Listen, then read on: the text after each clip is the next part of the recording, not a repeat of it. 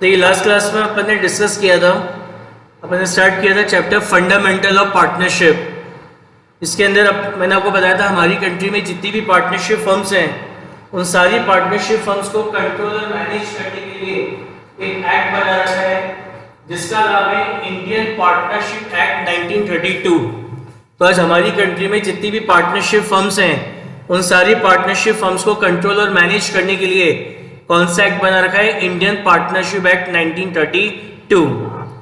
तो अपन ने पढ़ा था जो इंडियन पार्टनरशिप एक्ट 1932 है उसका सेक्शन 4 है। तो सेक्शन 4 में बता रखा है व्हाट इज पार्टनरशिप। तो as per the section 4 of Indian partnership act 1932 partnership क्या है? It is a relationship between, ये क्या है? रिलेशनशिप है किसके बीच में? दो या दो से ज्यादा पर्सन्स के बीच में। उस रिलेशनशिप में वो क्या करते हैं? एग्री होते हैं काय के लिए? बिजनेस के प्रॉफिट्स को शेयर करने के लिए। और वो जो बिजनेस है उसको या तो सारे पार्टनर एक साथ मिलके चलाते हैं या उनमें से कोई एक पार्टनर सबके ब्याह पे क्या करता है? एक्ट करता है। तो ऐसे बिजनेस को हमारी कंट्री में क्या बोला जाता है? पार्टनरशिप बोलते हैं, राइट। तो ये अपन ने लास्ट क्लास में डिस्कस करी थी इसकी डेफिनेशन। नाउ नेक्स्ट अपन पढ़ रहे हैं features of partnership firm business की। पार्टनरशिप फर्म बिजनेस के क्या फीचर्स होते हैं? तो सबसे पहले there must be minimum 2 number of partners in a firm, कि एक पार्टनरशिप फर्म में कम से कम 2 पार्टनर तो होने ही चाहिए। एक सिंगल पर्सन अगर कोई बिजनेस करता है तो उसको तो अपन क्या बोलते हैं? Sole proprietorship business. तो पार्टनरशिप फर्म में जो मिनिमम नंबर ऑफ पार्टनर्स हैं वो कितने होने चाहिए? 2 होने ही चाहिए। अब बात आती है मैक्सिमम की, और ये जो पॉइंट नंबर 2 है it is very important point for exam point of view. ध्यान से समझिएगा इस पॉइंट को। क्या कह रहे हैं क्या पढ़ रहे हैं इस पॉइंट में कि what is the maximum number of partner, कि मैक्सिमम कितने पार्टनर हो सकते हैं एक पार्टनरशिप फर्म में। तो ये मैंने आपको बताया कि हमारी कंट्री में जितनी भी पार्टनरशिप फर्म्स हैं वो सब किसके प्रोविजंस को फॉलो करते हैं? जो इंडियन पार्टनरशिप एक्ट 1932 में लिखा है। तो इंडियन पार्टनरशिप एक्ट 1932 में देखा गया कि what is the maximum limit of partners in partnership firm. तो वहां से आंसर मिला अनलिमिटेड। यानी एक पार्टनरशिप फर्म में आप जितनी इच्छा उतने आप पार्टनर रख सकते हैं। जो पार्टनरशिप फर्म है उसमें पार्टनर्स की कोई लिमिट नहीं होती as per Indian partnership act 1932। आपकी जितनी इच्छा उतने आप पार्टनर रख सकते हो। आज आप और मैं मिलकर अगर पार्टनरशिप करें, ठीक है ना, तो आप और मैं अपन दोनों ही क्या है? पर्सन्स हैं। तो अपन अपनी पार्टनरशिप फर्म में जितनी इच्छा उतने पार्टनर बना सकते हैं। 10, 20,000, 2,000, लाख, 2 लाख, जितनी इच्छा है उतने पार्टनर बना सकते हैं। तो according to Indian partnership act 1932 maximum limit जो है पार्टनर्स की वो क्या है? अनलिमिटेड, कि जितनी इच्छा हो उतने पार्टनर आप बना सकते हैं। There is no limit of partners as per Indian partnership act 1932। लेकिन सुनिएगा ध्यान से, लेकिन अगर आपकी पार्टनरशिप फर्म में जो पार्टनर्स हैं, आपकी पार्टनरशिप फर्म में जो पार्टनर हैं वो अगर कंपनीज पार्टनर हैं, पार्टनरशिप फर्म के जो पार्टनर है वो कौन है? कंपनीज अगर पार्टनर हैं, राइट। कौन है पार्टनर? कंपनीज। तो जैसे पार्टनरशिप फर्म्स को कंट्रोल और मैनेज करने के लिए इंडियन पार्टनरशिप एक्ट 1932 है, उसी तरीके से हमारी जो कंपनीज हैं उनको कंट्रोल और मैनेज करने के लिए बना हुआ है Indian companies act 2013। Indian companies act 2013। तो उस इंडियन कंपनीज एक्ट 2013 में क्या लिखा है कि अगर एक पार्टनरशिप फर्म में अगर कंपनीज पार्टनर हैं, एक पार्टनरशिप फर्म में अगर कंपनीज पार्टनर हैं और वहां पे वो अगर बैंकिंग बिजनेस कर रहे हैं तो मैक्सिमम 10 कंपनीज पार्टनर बन सकती हैं। मैक्सिमम 10 कंपनीज पार्टनर हो सकती हैं। और अदर देन बैंकिंग बिजनेस कर रही हैं, एक पार्टनरशिप फर्म में पार्टनर कौन है? कंपनीज पार्टनर हैं, और वहां पे वो बैंकिंग के सिवा और कोई अदर बिजनेस कर रहे हैं तो मैक्सिमम 50 कंपनीज पार्टनर हो सकते हैं। तो समझने वाली बात यह है कि जो लिमिट है ना आपकी 10 और ये 50 की, ये कब एप्लीकेबल होती है? अगर एक पार्टनरशिप फर्म में जो पार्टनर हैं वो इंडिविजुअल पार्टनर्स हैं। इंडिविजुअल मतलब जैसे आप और मैं, अपन नेचुरल पर्सन्स हैं, अपन इंडिविजुअल पर्सन्स हैं। तो अगर वो पार्टनर है तो वहां पे ये 10 और 50 की लिमिट एप्लीकेबल नहीं होगी। ये 10 और 50 की लिमिट कब एप्लीकेबल होगी? जब पार्टनरशिप फर्म में पार्टनर कौन बन जाए? कंपनीज पार्टनर बन जाए।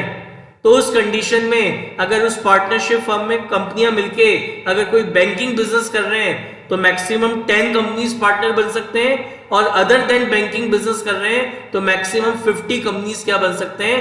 पार्टनर बन सकते हैं। तो ये जो लिमिट है मैक्सिमम नंबर ऑफ पार्टनर्स की, this is given in Indian companies act 2013। और ये किस पे एप्लीकेबल होती है? It is applicable on companies. जब एक पार्टनरशिप फर्म में कंपनीज पार्टनर बन जाए then this limit is applicable, right. हमारे एग्जाम में क्वेश्चन आता है कि what is the maximum limit of partner according to Indian partnership act 1932, और हम ये लिख जाते हैं in case of banking business 10 and other than banking business 50, 0 मिलेगा। क्योंकि वो क्वेश्चन क्या पूछ रहा है कि as per Indian partnership act 1932 what is the maximum limit. तो ये मैंने बताया according to Indian partnership act 1932 there is no maximum limit of partner. Partnership act के अकॉर्डिंग तो हम अनलिमिटेड नंबर ऑफ मेंबर्स को अपनी पार्टनरशिप फर्म का पार्टनर बना सकते हैं। दूसरा क्वेश्चन जो आता है जो जनरली गलत हो जाता है वो क्या है? एग्जाम में क्वेश्चन आएगा maximum limit of partners, maximum limit of partners in Indian Partnership Act 1932 is given in which act? Is given in which act? तो क्या होगा? पार्टनर सुनते ही हम क्या लिखेंगे वहां पे आंसर? Partnership act 1932। जबकि वो क्वेश्चन क्या पूछ रहे हैं कि जो मैक्सिमम नंबर की जो लिमिट है पार्टनरशिप फर्म में ये कौन से एक्ट में मेंशन है? It is mention in companies act 2013, not in partnership act 1932। तो आई थिंक ये पॉइंट अब क्लियर होगा, सबको क्लियर हो गया होगा कि अगर ये जो लिमिट है 10 और 50 की कब यूज करनी है ये क्लियर होना चाहिए। कि अगर एक पार्टनरशिप फर्म में इंडिविजुअल पर्संस अगर पार्टनर है तो वहां पे ये लिमिट एप्लीकेबल नहीं होगी 10 और 50 की, वहां पे अनलिमिटेड मेंबर्स पार्टनर बन सकते हैं। लेकिन अगर एक पार्टनरशिप फर्म में अगर कंपनीज पार्टनर हैं और वहां पे वो बैंकिंग बिजनेस कर रही हैं तो मैक्सिमम 10 और अदर देन बैंकिंग बिजनेस के केस में मैक्सिमम 50 पार्टनर्स कंपनीज पार्टनर होंगी, राइट। ये एग्जाम के पॉइंट ऑफ व्यू से बहुत इंपॉर्टेंट है, ये एग्जाम में इस पे आ चुका है, राइट। नेक्स्ट पॉइंट क्या है? पार्टनर्स ऑफ अ फर्म में बी आर्टिफिशियल और नेचुरल पर्संस। नेचुरल पर्संस कौन? आप और मैं। आप और मैं क्या है? नेचुरल पर्संस हैं। तो एक पार्टनरशिप फर्म के जो पार्टनर है वो नेचुरल पर्संस भी हो सकते हैं और आर्टिफिशियल पर्संस भी हो सकते हैं। आर्टिफिशियल पर्सन कौन होता है? Company. Company is a artificial person. तो एक कंपनी भी पार्टनरशिप फर्म में पार्टनर बन सकती है।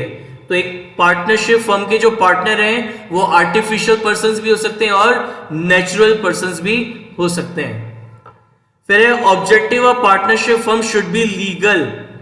कि एक पार्टनरशिप फर्म का जो ऑब्जेक्टिव हो एक लीगल ऑब्जेक्टिव होना चाहिए, ठीक है ना। अब हमारी कंट्री में जो लीगलिटी है वो डिफर करती है फ्रॉम सिटी टू सिटी और प्लेस टू प्लेस।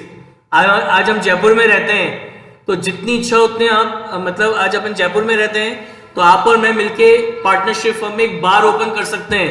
बट यही काम हम गुजरात और बिहार में जाके नहीं कर सकते क्योंकि वहां पे अल्कोहल पे बैन है। तो जो भी आपका ऑब्जेक्टिव है पार्टनरशिप फर्म का वो एक लीगल ऑब्जेक्टिव होना चाहिए। इलीगल ऑब्जेक्टिव के लिए पार्टनरशिप फर्म फॉर्म नहीं होती है। फिर है liability of a partnership firm में बी लिमिटेड एंड अनलिमिटेड।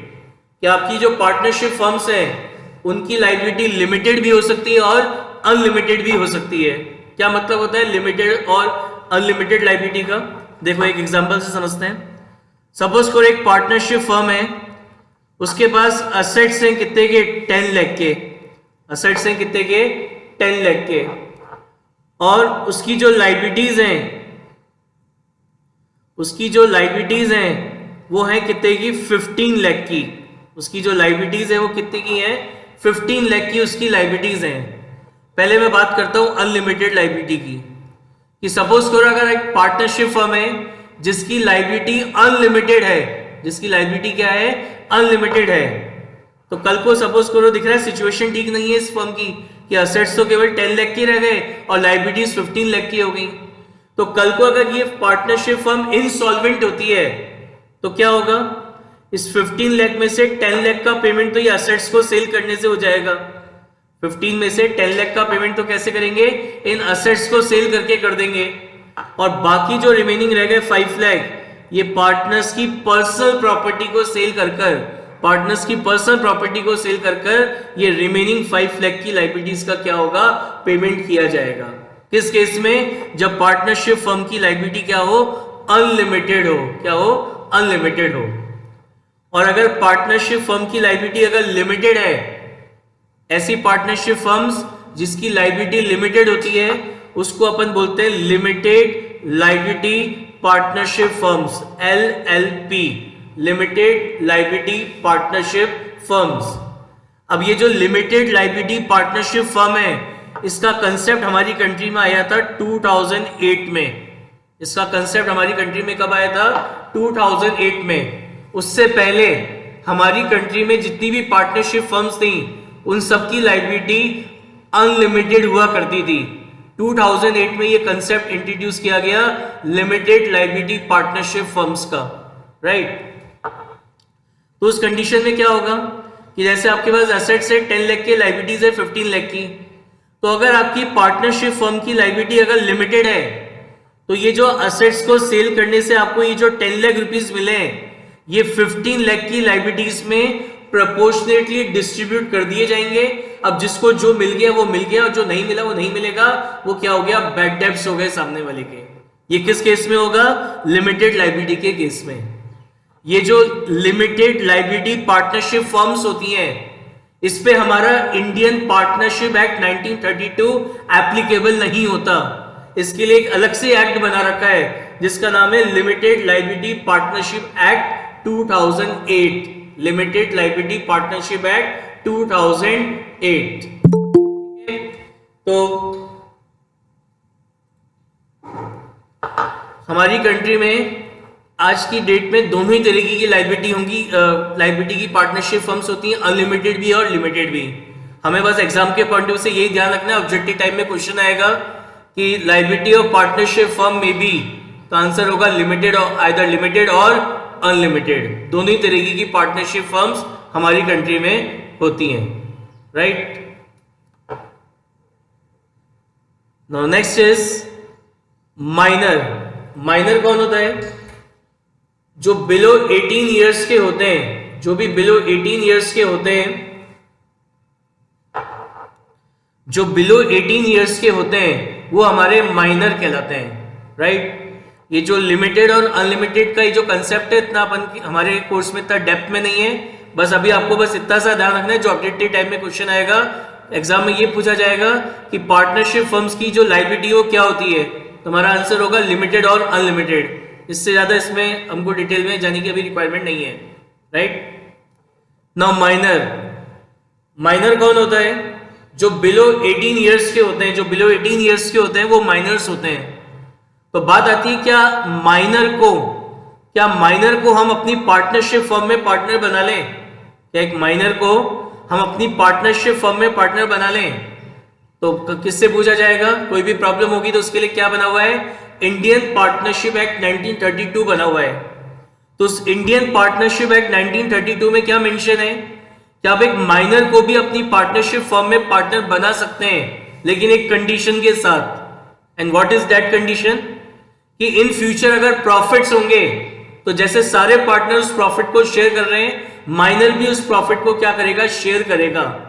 लेकिन इन फ्यूचर अगर कोई लॉस हो जाते हैं, इन फ्यूचर अगर हमें किसी तरह का कोई लॉस हो जाता है तो उस लॉस में से माइनर पार्टनर का कोई शेयर नहीं होगा। इस पॉइंट के साथ, इस कंडीशन के साथ आप एक माइनर को भी अपनी पार्टनरशिप फर्म में पार्टनर बना सकते हैं, राइट। तो लिखा है माइनर पार्टनर में be included in the firm only for profit not for losses. Next है इट इज नॉट नेसेसरी। बात आ रही है कैपिटल की। आपने पढ़ा हो कहीं पे कि there are two types of company, एक होती है प्राइवेट लिमिटेड कंपनी और एक होती है पब्लिक लिमिटेड कंपनी। तो जब एक अपन प्राइवेट लिमिटेड कंपनी ओपन करते हैं तो वहां पे मिनिमम 1 लाख की कैपिटल की रिक्वायरमेंट होती है, और जबकि पब्लिक कंपनी में मिनिमम कैपिटल रिक्वायरमेंट होती है कितने की, 5 लाख की। जबकि पार्टनरशिप फर्म में हम बिना कैपिटल लगाए हम एक पार्टनरशिप फर्म को ओपन कर सकते हैं। कंपनी में अगर आपको किसी कंपनी का शेयर होल्डर बनना है तो पहले उस कंपनी के शेयर्स आपको परचेज करने पड़ेंगे, देन ही आप उस कंपनी के शेयर होल्डर बन सकते हैं। जबकि पार्टनरशिप फर्म में बिना कैपिटल इंट्रोड्यूस करे आप किसी भी पार्टनरशिप फर्म के पार्टनर बन सकते हैं। तो कंसेप्ट है जो ध्यान रखना है वो क्या है कि पार्टनरशिप फर्म में मिनिमम कैपिटल का कोई कंसेप्ट नहीं होता है। एक पार्टनरशिप फर्म में मिनिमम कैपिटल का कोई कंसेप्ट नहीं होता।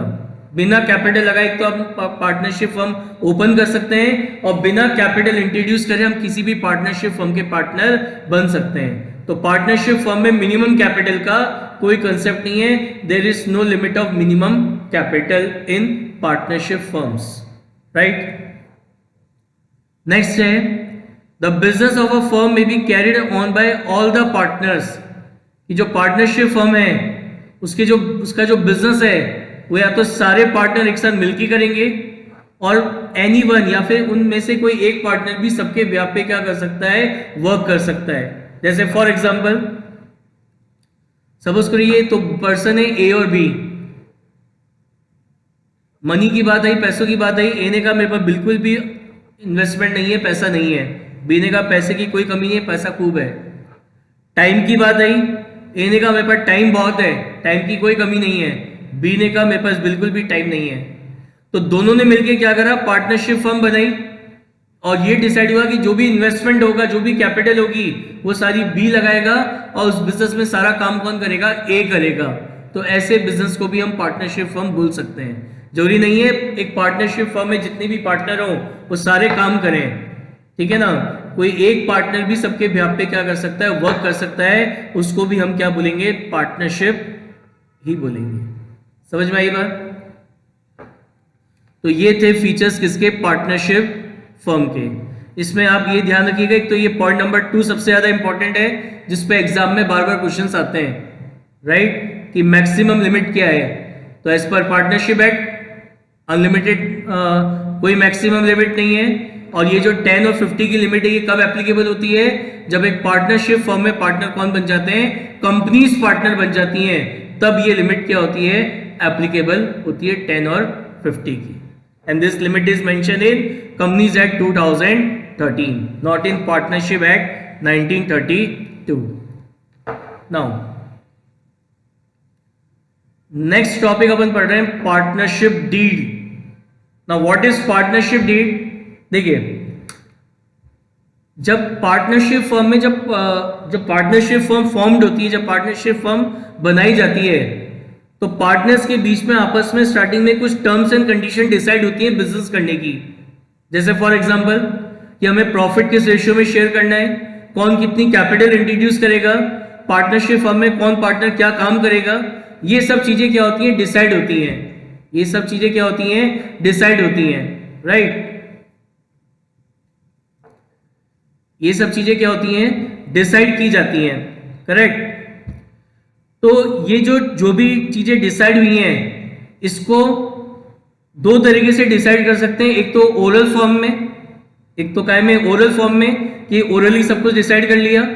और दूसरा तरीका होता है अपन एक स्टैम्प पेपर लें, एक स्टैम्प पेपर लें, उस स्टैम्प पेपर पे जो भी टर्म्स एंड कंडीशन, जो भी आपस में पार्टनर से टर्म्स एंड कंडीशन डिसाइड करी हैं, उन सारी टर्म्स एंड कंडीशन को उस स्टैम्प पेपर पे लिखें, और फिर कोर्ट में जाके उसको क्या करें, अटेस्ट करवा लें। तो ऐसे जो डॉक्यूमेंट तैयार होगा बनके, उसको बोला जाता है क्या, उसको बोला जाता है पार्टनरशिप डीड। तो बेसिकली पार्टनरशिप डीड क्या होती है, ये वो टर्म, पार्टनरशिप डीड क्या है, it is a written agreement, it is, या फिर यूं बोल सकते हैं it is a written document which contain all the terms and condition of the partnership firm। ये एक रिटन एग्रीमेंट है, एक रिटन एग्रीमेंट है जिसमें क्या लिखा होता है, पार्टनर्स के बीच में आपस में जो भी टर्म्स एंड कंडीशन डिसाइड होती हैं उनको लिखा जाता है। तो वो आपकी क्या कहलाती है, पार्टनरशिप डीड कहलाती है। देखिए कुछ इस तरीके से पार्टनरशिप डीड बनाई जाती है। देखिए ये जो आपको दिख रही है ये एक पार्टनरशिप डीड का फॉर्मेट है, ये एक्चुअल में एक पार्टनरशिप डीड है। इस तरीके से अपन ये पार्टनरशिप डीड बनाते हैं।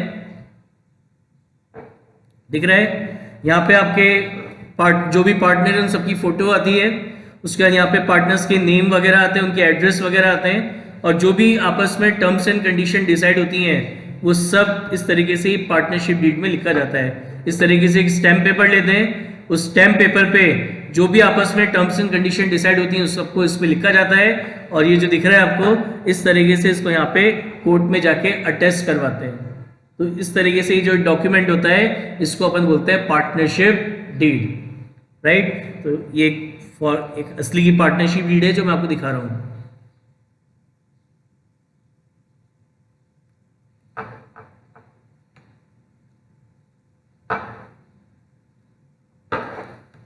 समझ में आ गया पार्टनरशिप डीड क्या है? तो पढ़िए क्या लिखा है। An agreement between the partners of a firm with all the terms and condition is a partnership deed, is a partnership deed. एक एग्रीमेंट जिसमें सारी टर्म्स एंड कंडीशन लिखी होती हैं किसकी? पार्टनरशिप की, तो वो आपकी क्या कहलाती है? पार्टनरशिप डीड कहलाती है, right. Now what is the features of partnership deed? क्या फीचर्स होते हैं, मतलब इस पार्टनरशिप डीड में हम क्या क्या लिखते हैं? पार्टनरशिप डीड में हम वो सारी चीजें लिख सकते हैं जिसको लेकर हमारे बीच में कोई भी कंफ्यूजन या डिस्प्यूट हो, वो सब चीजें हम इस पार्टनरशिप डीड में लिख सकते हैं। सबसे पहला जो कंफ्यूजन और डिस्प्यूट होता है वो होता है प्रॉफिट के डिस्ट्रीब्यूशन में। तो आप जो भी पार्टनरशिप डीड बना रहे हैं उसमें क्लियरली मेंशन कर दें कि पार्टनर्स का प्रॉफिट लॉस शेयरिंग रेशियो क्या होगा। हो सकता है कि प्रॉफिट को किसी और रेशियो में शेयर करें और लॉस को किसी और रेशियो में, और ऐसा भी हो सकता है कि प्रॉफिट और लॉस दोनों एक ही रेशियो में शेयर कर रहे हैं। तो प्रॉफिट को पार्टनर्स में किस रेशियो में डिस्ट्रीब्यूट करना है, प्रॉफिट को पार्टनर्स में किस रेशियो में डिस्ट्रीब्यूट करना है, it is given in partnership deed. ये पार्टनरशिप डीड में गिवन होना चाहिए। समझ में आ गई बात कि पार्टनर्स का क्या प्रॉफिट लॉस शेयरिंग रेशियो होगा। फिर है rights and duties of a partner. एक पार्टनरशिप फर्म में पार्टनर्स के क्या राइट्स और क्या ड्यूटीज होंगे। दूसरा जो झगड़ा होता है, डिस्प्यूट होता है, वो होता है काम को लेकर, कि एक कहेगा ये मेरा काम नहीं है, दूसरा कहेगा ये मेरा नहीं है। कोई ऐसा काम होगा जिसको हर कोई करने को तैयार हो जाएगा, तो पहले से जो भी आपके राइट्स एंड ड्यूटीज हैं, जो भी ड्यूटीज हैं बिजनेस में, उसका पहले से डिस्ट्रीब्यूशन कर दो कि कौन पार्टनर परचेज डिपार्टमेंट देखेगा, कौन सेल्स डिपार्टमेंट देखेगा, कौन अकाउंट्स देखेगा, कौन मार्केटिंग देखेगा। ये सब चीजें उस पार्टनरशिप डीड में आप मेंशन करेंगे।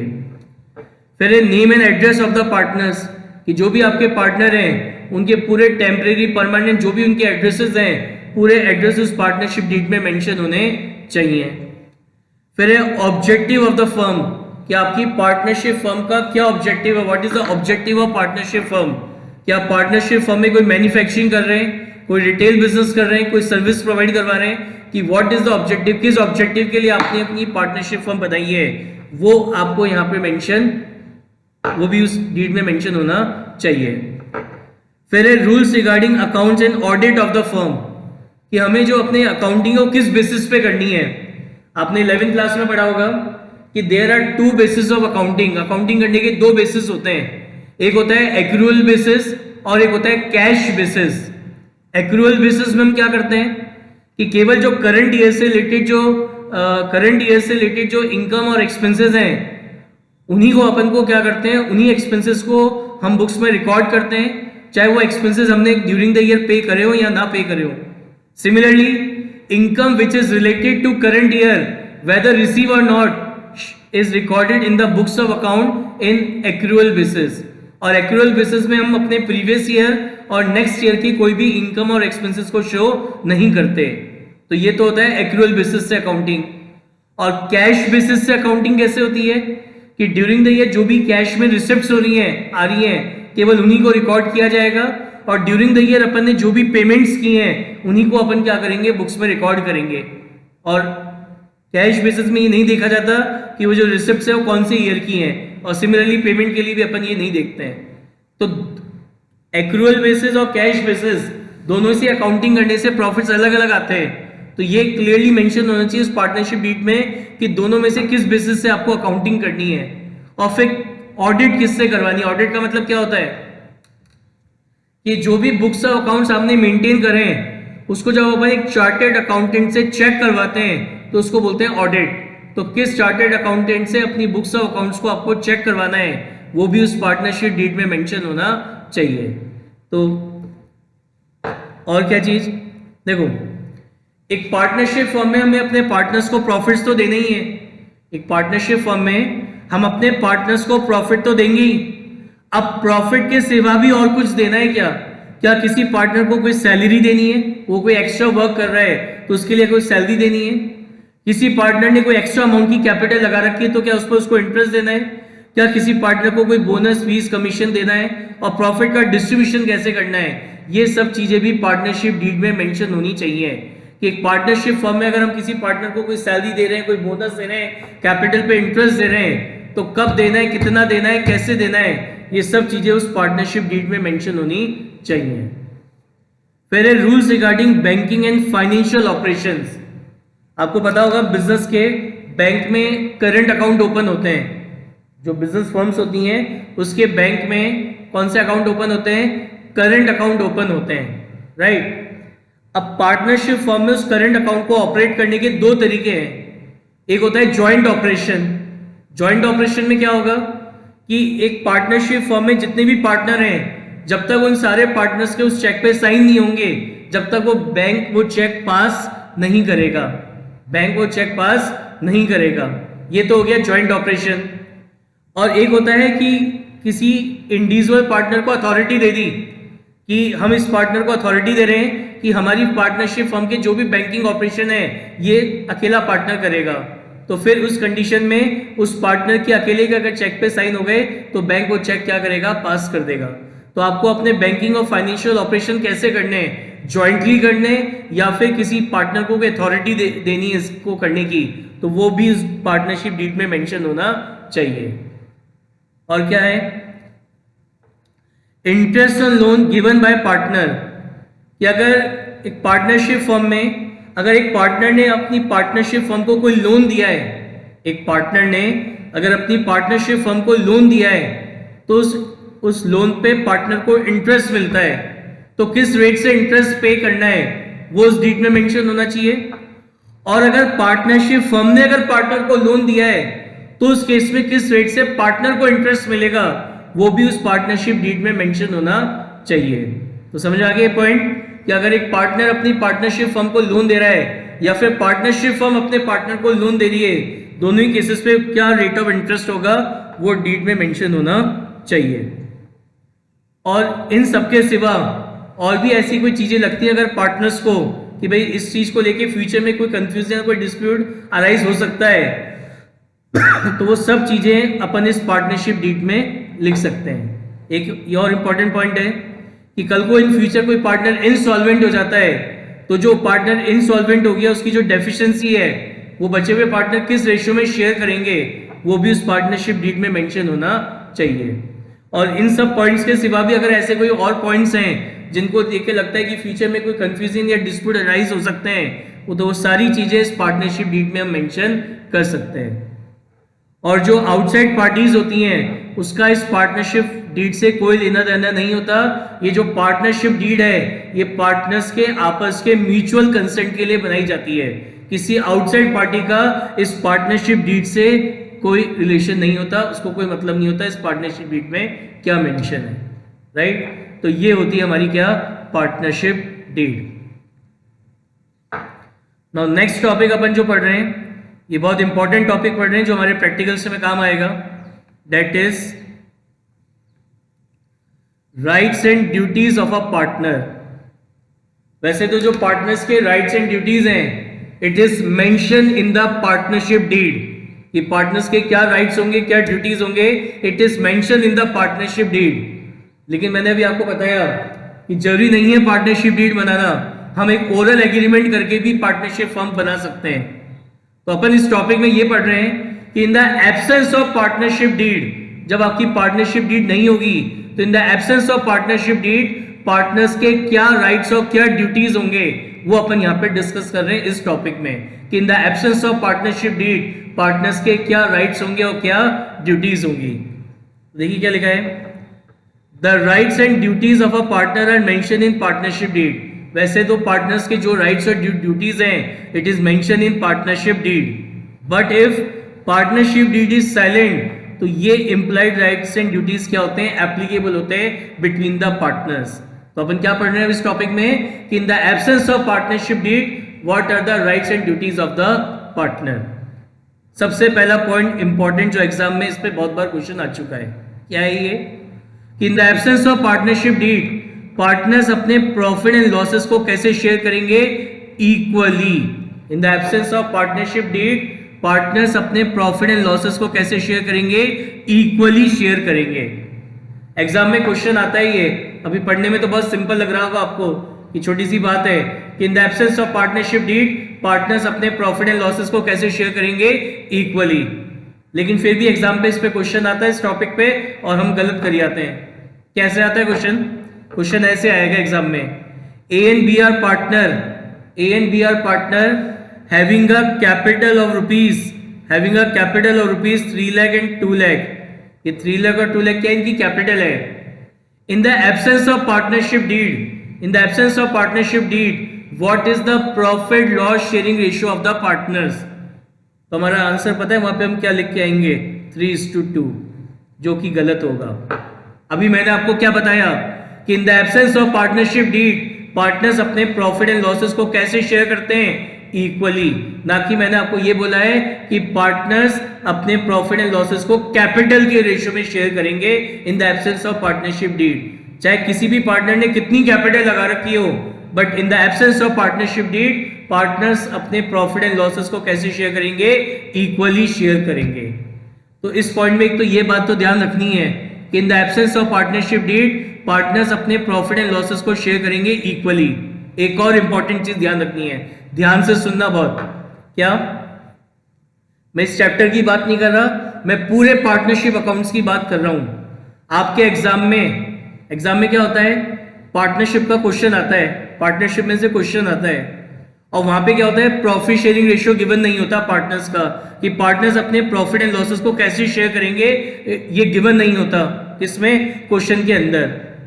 तो जब स्कूल में एग्जाम होते हैं तो हम शोर मचाना चालू कर देते हैं, बोले क्वेश्चन गलत है, क्वेश्चन गलत आ गया, इसमें पीएसआर ही नहीं है।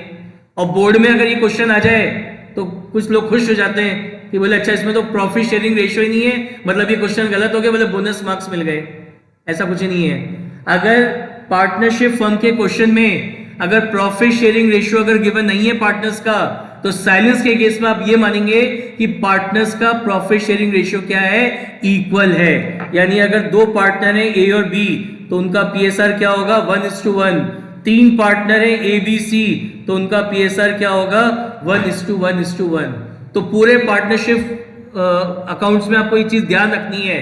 क्या ध्यान रखना है कि एग्जाम में अगर हमारे पार्टनरशिप का कोई क्वेश्चन आया है और वहां पे अगर उस क्वेश्चन के अंदर अगर पार्टनर्स का प्रॉफिट लॉस शेयरिंग रेशियो अगर मिसिंग है, इसका मतलब पार्टनर्स अपने प्रॉफिट एंड लॉसेस को इक्वली शेयर कर रहे हैं। ये सर क्या है, 1:1:1, या जो भी पार्टनर है वो सारे पार्टनर प्रॉफिट को कैसे शेयर कर रहे हैं, इक्वली। तो इस पॉइंट में 2 चीजें ध्यान रखनी है। पहला तो in the absence of partnership deed partners अपने प्रॉफिट एंड लॉसेस को कैसे शेयर करेंगे, इक्वली। ठीक है ना, कहीं पे भी नहीं लिखा कि कैपिटल के रेशियो में शेयर करेंगे, हमेशा कैसे शेयर करेंगे, इक्वली। और दूसरा, एग्जाम में अगर पार्टनरशिप फर्म का क्वेश्चन आता है और वहां पे अगर पार्टनर्स का प्रॉफिट शेयरिंग रेशियो नहीं है तो क्या मानेंगे कि पार्टनर्स अपने प्रॉफिट्स को कैसे शेयर कर रहे हैं, प्रॉफिट एंड लॉसेस को इक्वली शेयर कर रहे हैं। राइट नाउ नेक्स्ट पॉइंट क्या है कि in the absence of partnership deed partners को केवल एक ही चीज मिलती है, वो क्या, प्रॉफिट। क्या मिलेगा, प्रॉफिट मिलेगा। और वो भी कैसे मिलेगा, इक्वली। वो भी कैसे मिलेगा, इक्वली। तो in the absence of partnership deed partners को केवल एक ही चीज दी जाती है, डेट इज प्रॉफिट। वो भी कैसे, इक्वली। यानी कहने का मतलब ये है कि in the absence of partnership deed किसी भी पार्टनर को ना तो कोई एक्स्ट्रा सैलरी देंगे, ना कोई बोनस देंगे, ना कोई फीस देंगे, ना कोई कमीशन देंगे, ना कैपिटल पे इंटरेस्ट देंगे, और ना उन्होंने जो ड्राइंग करी उस पर उनसे इंटरेस्ट ऑन ड्राइंग चार्ज करेंगे। तो in the absence of partnership deed partners को केवल एक ही चीज दी जाएगी, डेट इज प्रॉफिट, और वो भी उनके बीच में कैसे डिस्ट्रीब्यूट होगा, इक्वली। तो in the absence of partnership deed partners को प्रॉफिट के सिवा कुछ नहीं दिया जाता, ना कोई सैलरी देंगे, ना कोई बोनस, ना कोई फीस, ना कोई कमीशन, ना कैपिटल पे इंटरेस्ट, और ना उनसे इंटरेस्ट ऑन ड्राइंग चार्ज करेंगे। राइट, पढ़ी के लिखा है, if there is no provision the deed then no partner can claim for salary, bonus, fees, commission or other remuneration. No interest on capital will be given if deed is silent. No interest on drawing will be charged if deed is silent.